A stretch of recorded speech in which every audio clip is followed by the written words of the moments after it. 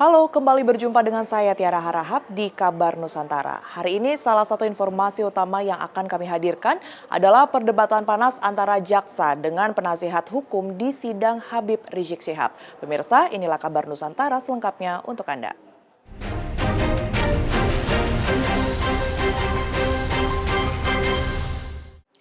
Sebuah mobil di Sidoarjo, Jawa Timur menabrak tembok balai desa. Akibat kecelakaan tersebut, 3 orang meninggal dunia. Detik-detik terjadinya tabrakan tersebut terekam kamera CCTV.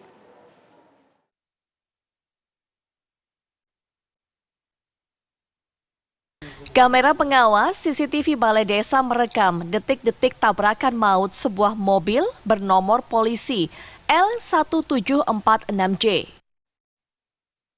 4 orang penumpang mobil terpental keluar mobil, sedangkan 2 orang lainnya tersangkut di dalam mobil. 1 orang penumpang meninggal di lokasi, sedangkan 2 penumpang lainnya meninggal saat perawatan di Rumah Sakit Siti Fatimah Tulangan, Sidoarjo. Saat ditolong warga, tercium bau minuman keras dari dalam mobil dan mulut para korban. Diduga supir bernama Apridikarama Anggara, usia 22 tahun ini, mengemudikan mobilnya dalam kondisi mabuk dari arah Sidoarjo menuju Pacet, Mojokerto.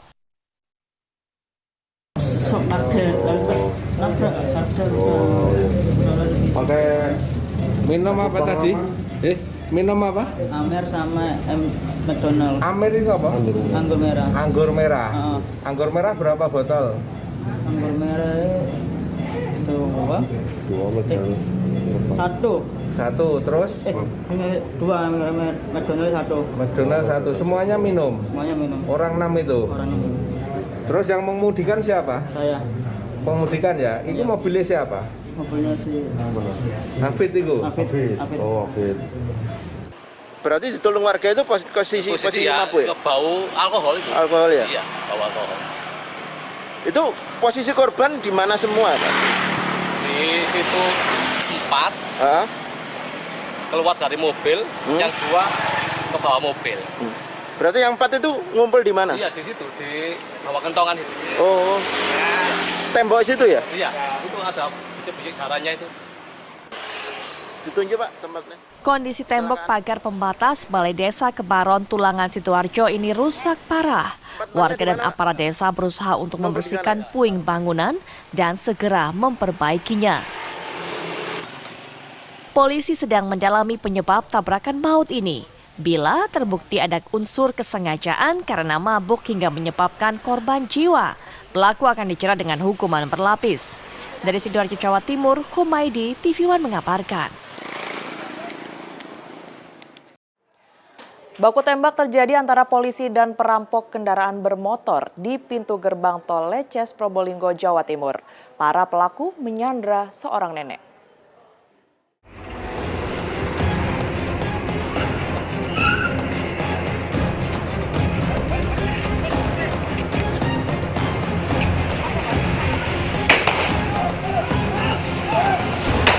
Video amatir ini merekam aksi penangkapan pelaku pencurian kendaraan bermotor di pintu keluar gerbang tol Timur Pasuruan, Probolinggo, kawasan Leces, Probolinggo. Tim gabungan dari Polres Pasuruan, Polres Malang Kota, dan Polsek Leces Probolinggo memblokade pintu tol dan langsung mengepung sebuah mobil minibus yang dikendarai para pelaku.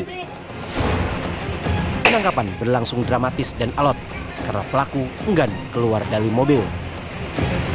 Polisi terpaksa mengeluarkan tembakan peringatan beberapa kali.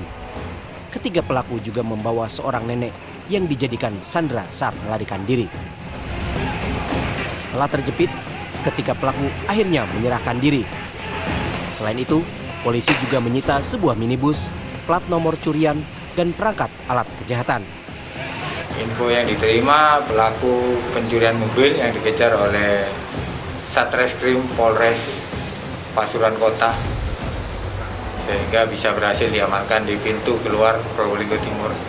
Sekarang pelakunya bawa dikembangkan di mana ya? Jadi semalam setelah berhasil kita bantu untuk penghadangan di pintu keluar exit tol, pelaku langsung dibawa oleh petugas Reskrim Polresta Pasuruan.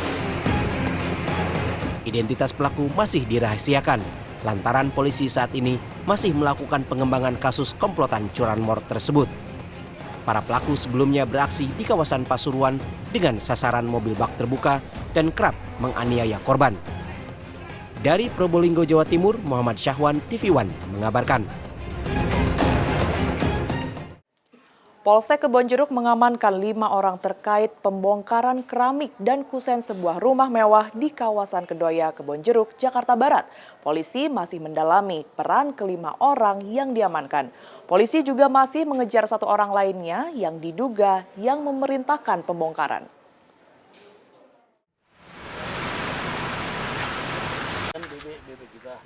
Unit Reskrim Polsek Kebonjeruk telah mengamankan 5 orang yang diduga melakukan pembongkaran keramik dan kusen di sebuah rumah mewah di kawasan Kedoya, Kebonjeruk, Jakarta Barat. Ke-5 orang tersebut diamankan di lokasi kejadian. Kepolisian masih mendalami peran ke-5 orang yang diamankan. Namun 1 orang yang berperan memerintahkan pembongkaran masih dalam pengejaran polisi. Kebonjeruk sedang menangani berita yang saat ini memang sedang viral. Sebenarnya kasusnya ini kasus yang sangat sederhana karena pencurian barang bekas yang melekat di bangunan. Memang bangunan rumah ini rumah mewah dan rumah kosong. Oke. Pak, apakah sudah ada orang-orang yang diamankan dalam kasus video yang viral ini, Pak? Jadi pada saat pertama sekali si korban ataupun ahli waris daripada korban melihat atau mengetahui ada orang yang kerja yang sedang buka-bukain kayu maupun keramik di TKP, langsung datang ke Polsek. Dari Polsek langsung segera meluncur ke TKP. Pada saat itu sudah kita amankan 3 orang. Setelah kita amankan 3 orang, kita kembangkan atas perintah siapa? Atas perintah ND kita ambil. ND dari mana? Dari HN juga. Jadi udah 5 orang yang sudah kita amankan. Sudah 5 orang yang diamankan. Iya. Mereka ini perannya sebagai tukang bangunan, Pak? Yang 3 sebagai kuli diupah 150 per hari sama si ND, ya. Kemudian ND ini bisnis jual beli barang-barang bekas sama dengan HN. Masih ada 1 orang lagi yang belum kita tangkap, yang belum tertangkap, yang namanya A. Sebenarnya cerita ini nanti bisa lebih jelas arahnya kemana setelah A tertangkap. Selain mengamankan ke-5 orang tersebut, petugas juga mengamankan sebuah mobil pick-up yang digunakan untuk mengangkut puluhan potong kayu kusen.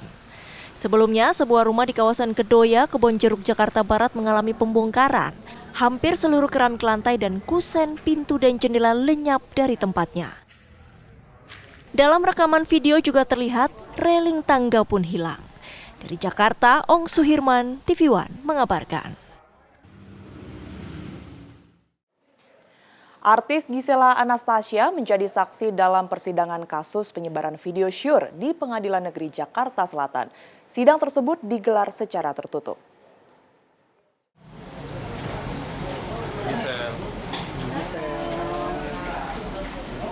Giselle datang untuk dimintai keterangan sebagai saksi atas 2 terdakwa yang telah menyebarkan video skandal dirinya dengan seorang pria. Selain Giselle, Michael Yokinobu De Vretes turut hadir dalam persidangan. Michael adalah teman pria Giselle yang juga ada dalam video syur. Nobu dan Giselle pun kini berstatus sebagai tersangka.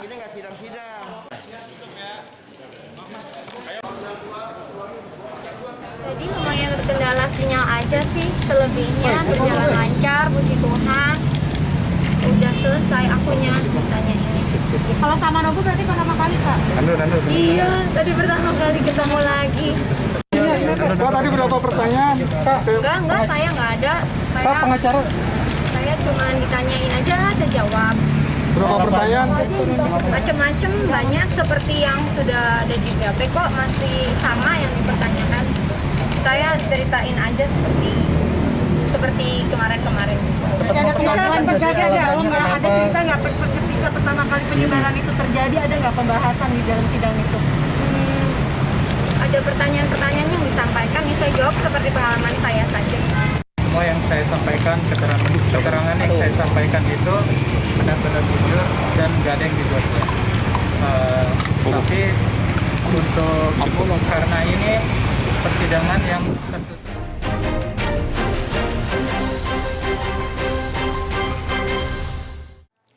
Perdebatan terjadi dalam sidang lanjutan dengan terdakwa Habib Rizik Syihab dalam kasus pelanggaran protokol kesehatan. Rizik bersikeras sidang digelar secara langsung atau offline. Penasihat hukum HRS Munarman juga sempat membentak jaksa karena diinterupsi.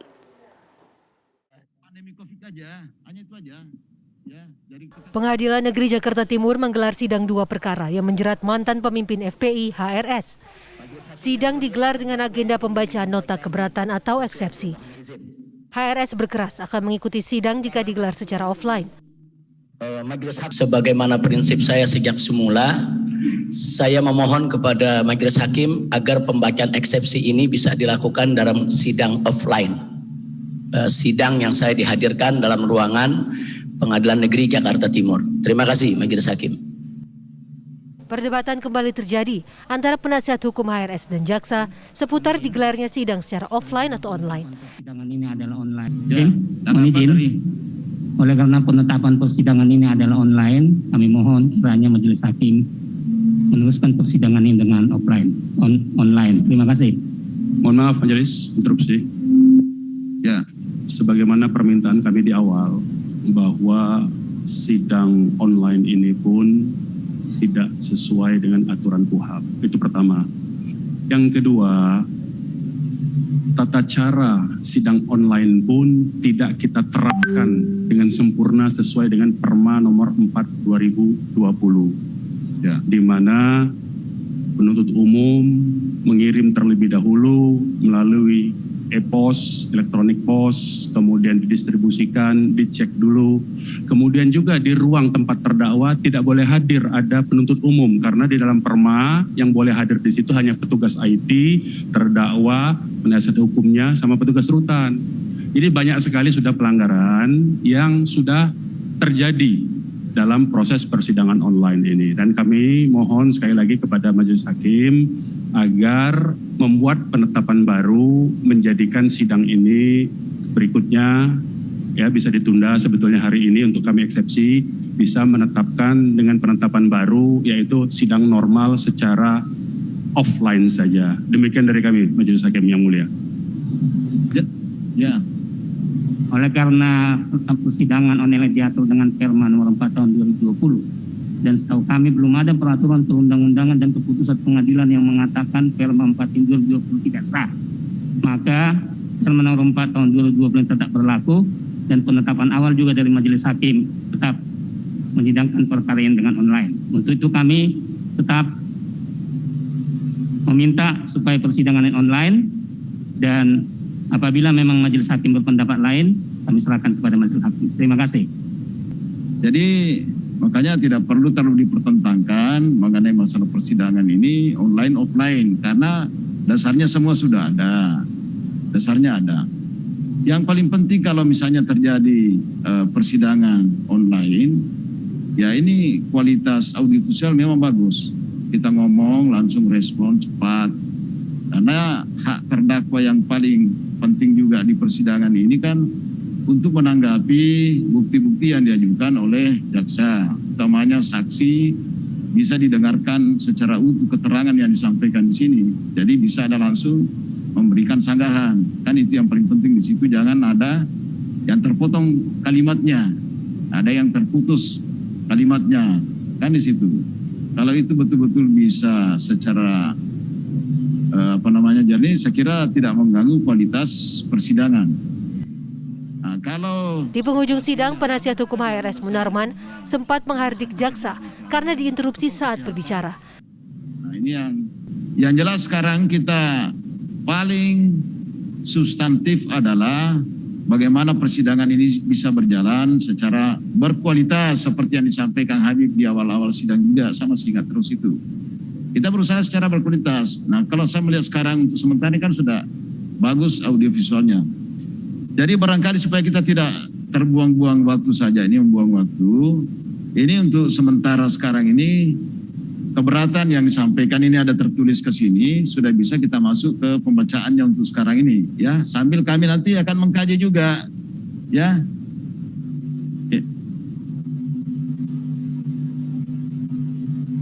Terdakwa, sebagaimana tadi disampaikan di awal, terdakwa siap membacakan eksepsi atau nota keberatannya bila di ruangan ini, di ruang persidangan Pengadilan Negeri Jakarta Timur. Jadi kami mohon betul bisa diskor sidang ini atau ditunda, ditentukan hari lain supaya kita bisa memutuskan dengan kepala dan hati yang dingin. Saya kira itu yang paling bijak lah bisa kita tentukan pada hari ini. Dan kita bisa masuk ke perkara berikutnya untuk juga menunda supaya sekalian nanti 3 perkara di perkara berikutnya dibuka sekaligus dan dibacakan sekaligus oleh terdakwa. Usulannya begitu. Ntar dulu, jaksa penuntut umum, saudara ini giliran saya. Ini giliran saya. Ini giliran saya. Ini giliran saya. Ini giliran saya. Ini giliran saya. Saudara diam, saudara diam. Tertib lah ya. Dari tadi kita sudah tertib ini. Jangan dibikin tidak tertib. Penasihat hukum sebentar ya, masing-masing menahan diri kedua belah pihak ini, jaksa. Jadi dari Jakarta, Yasmin Rahmadi, Bayu Rustam, TV One mengabarkan. Sebelumnya pada hari Jumat, sidang dakwaan HRS dalam kasus pelanggaran karantina kesehatan diwarnai perdebatan dengan hakim dan jaksa. HRS bersikeras hanya mau mengikuti sidang secara langsung, bukan online. Saya tidak mau hadir. Ya. Terdakwa kasus kerumunan HRS berdebat dengan majelis hakim di Pengadilan Negeri Jakarta Timur dalam sidang hari Jumat. Ya. Makasih, silakan duduk dulu. HRS menyatakan dipaksa mengikuti sidang secara online. Jaksa menegaskan agar hakim mengabaikan keberatan HRS. Majelis hakim menegaskan terdakwa harus mematuhi perintah persidangan. Dengarkan dakwaan jaksa penuntut umum di dalam ruang sidang, bukan di ruang Mabes Polri. Saya mendengarkan dakwahan 3 jam, 5 jam, 7 jam, 8 jam. Saya siap untuk mendengarkan dakwaan jaksa. Tapi hadirkan saya dalam ruang sidang pengadilan. Saya akan ikuti seluruh rangkaian pengadilan dari awal sampai akhir dengan tertib, dengan disiplin. Mohon izin majelis, ruangan persidangan sesuai Perma nomor 4 tahun 2020, tempat terdakwa ditahan juga termasuk ruang persidangan.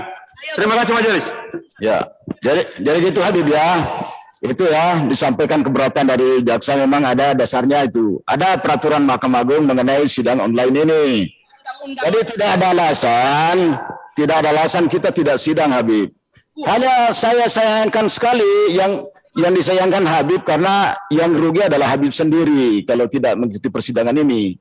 Itulah yang ingin saya sampaikan. Itu yang ingin saya katakan sama Habib sekarang ini. Baik majelis hakim, kalau memang harus dipaksaan sidang online, silakan majelis hakim yang mulia melanjutkan sidang ini bersama jaksa tanpa kehadiran saya dan bersama pengacara. Saya ikhlas, saya ridho, saya tunggu vonisnya. Berapapun yang ditetapkan, saya ridho. Jadi saya tidak pernah mendapatkan keadilan kalau sidangnya melalui online. Saya tidak menentang sidang. Silakan Tuan Hakim dengan jaksa melanjutkan sidangnya.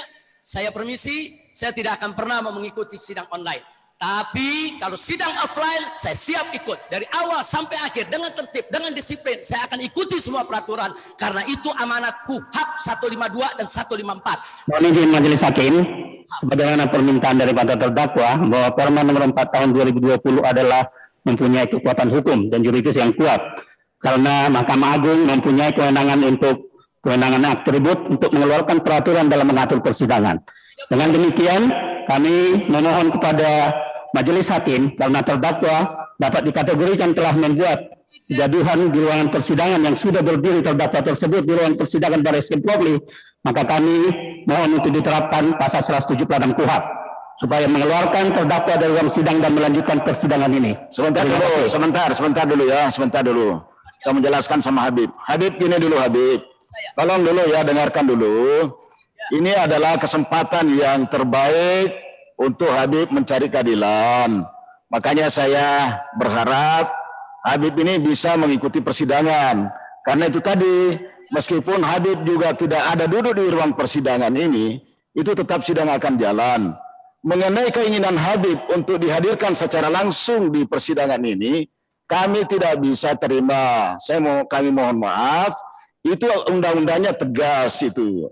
Ada undang tegas, nggak bisa kita melakukan persidangan di sini karena itu akan memancing kerumunan massa. Habib ini banyak simpatisan di sini, banyak simpatisan di luar. Ketika Habib datang di sini, itu akan terjadi kerumunan yang sangat besar di luar itu.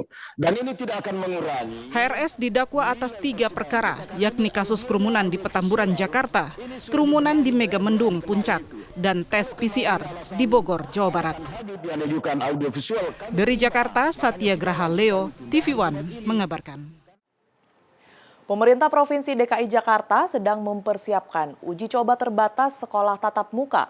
Wakil Gubernur DKI Jakarta Ahmad Riza Patria menyatakan uji coba tersebut akan mencampurkan antara sekolah tatap muka dengan daring.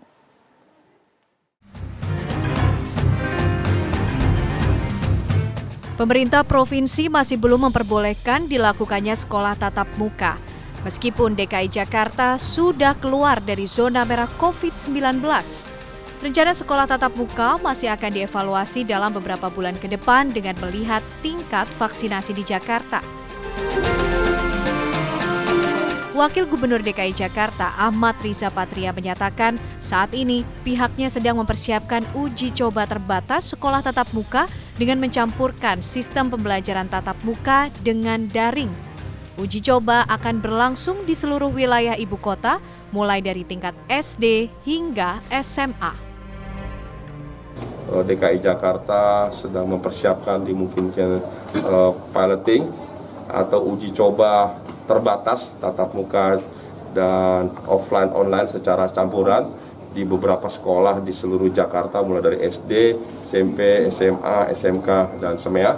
Nanti di seluruh Jakarta kita akan lihat ya, mudah-mudahan nanti Bu Kadis nanti akan menyampaikan kira-kira sekolah mana yang sedang dipersiapkan dan akan tentu semuanya harus memenuhi syarat protokol kesehatan, tenaga pendidiknya, siswanya dibagi nanti berapa persen yang offline dan berapa persen yang sekolah, berapa hari yang ikut secara offline dan sisanya online. Jadi sekali lagi mudah-mudahan tidak lama lagi nanti kita pada saat akan kita umumkan. Menurut KPAI, kunci utama sekolah tatap muka di masa pandemi adalah bagaimana sekolah mampu menciptakan protokol kesehatan baru di dalam dunia pendidikan. Dan memastikan Dinas Pendidikan bekerja sama dengan Dinas Kesehatan dan bekerja sama dengan gugus tugas terkait penyiapan. Nah, itu sih yang menjadi concern kami ya KPAI. Jadi yang pertama adalah guru divaksin kami apresiasi. Oke, itu udah satu langkah baik. Yang kedua, infrastruktur harus disiapkan, kalau belum harus dibuat 3 bulan ini. Dan yang ketiga, bagi kami penting adalah protokol kesehatan. Bagaimana protokol kesehatan atau SOP ini dibuat oleh sekolah. Dan yang lebih penting, disosialisasi ke warga sekolah termasuk orang tua.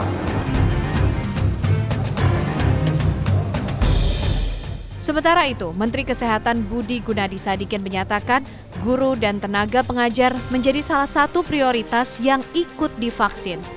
Namun, penerapan sekolah tatap muka dapat dilakukan jika tidak abai dengan protokol kesehatan. Bahwa vaksinasi adalah salah satu cara supaya kita bisa mengendalikan pandemi COVID. Tapi yang penting adalah perubahan perilaku. Protokol kesehatan itu juga sangat penting. Jadi kalau saya ditanya pendapatnya, saya ingin agar dipastikan di semua sekolah-sekolah, di semua upacara-upacara agama, di semua aktivitas kehidupan kita, protokol kesehatan, memakai masker, mencuci tangan, menjaga jarak, itu harus selalu kita jalankan. Ini sama pentingnya dengan mendapatkan vaksinasi. Sebelumnya, dalam rapat kerja dengan Komisi 10 DPR, Menteri Pendidikan dan Kebudayaan Nadiem Makarim meminta agar sekolah tatap muka segera digelar setelah vaksinasi terhadap tenaga pengajar dilakukan. Nadiem khawatir pendidikan di Indonesia tertinggal dengan negara lain yang juga terdampak pandemi COVID-19. Tim TV One mengabarkan.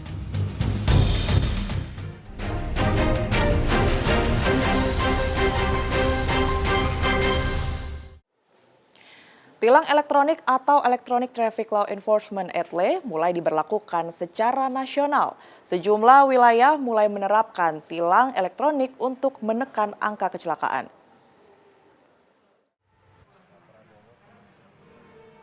Peluncuran program tilang elektronik oleh Korlantas Polri di Jakarta kemarin dihadiri oleh Kapolri Jenderal Listio Sigit, Jaksa Agung, dan sejumlah Menteri Kabinet Indonesia Maju.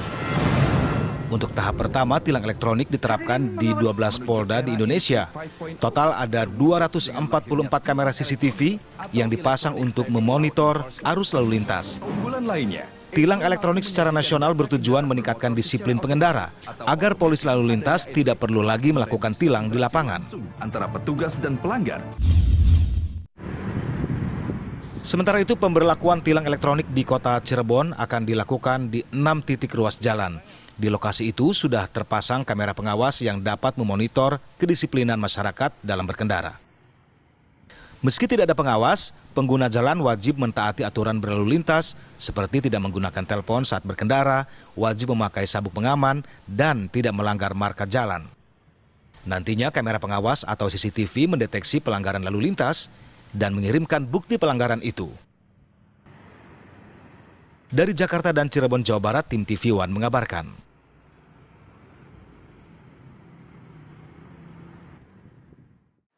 Kapolri Jenderal Polisi Listio Sigit Prabowo menyatakan bahwa ETLE merupakan upaya untuk membuat pengendara bersikap disiplin dan mengutamakan keselamatan. Kenapa ini kita lakukan? Ini adalah bagian dari upaya kita untuk meningkatkan program keamanan, keselamatan, ketertiban, kelancaran berlalu lintas, di mana tentunya perlu ada upaya-upaya penegakan hukum agar proses pelaksanaan kegiatan para pengguna jalan betul-betul bisa disiplin, bisa mengutamakan keselamatan, dan tentunya menghargai masyarakat lain sesama pengguna jalan. Ini juga untuk menurunkan angka pelanggaran dan angka kecelakaan lalu lintas yang selama ini menjadi angka yang sangat. Apa tanggapan masyarakat mengenai kebijakan tilang elektronik yang diterapkan secara nasional? Secara nggak langsung sih bagus juga ya untuk mengurangi kinerja polisi kan, karena dia lebih simpel ya, lebih langsung ke foto gitu untuk yang melanggarnya. Kalau menurut saya sih, pribadi saya setuju banget untuk keberadaan e-tilang itu, karena untuk pengendara penerobos-terobos itu sangat mengkhawatirkan. Kalau misalkan terjadi kecelakaan di jalan, itu mempengaruhi juga sih. Setuju aja sih, setuju kalau e-tilang itu. Karena pertama, kalau e-tilang itu tidak menyulitkan sih, tidak menyulitkan dalam artian kendala kita ketika ditilang secara langsung kan kita harus berhentikan di jalan. Ketika kita sedang terburu-buru, jadi waktu kita kan jadi potong gitu kan. Tapi kalau dengan e-tilang kan tidak ada.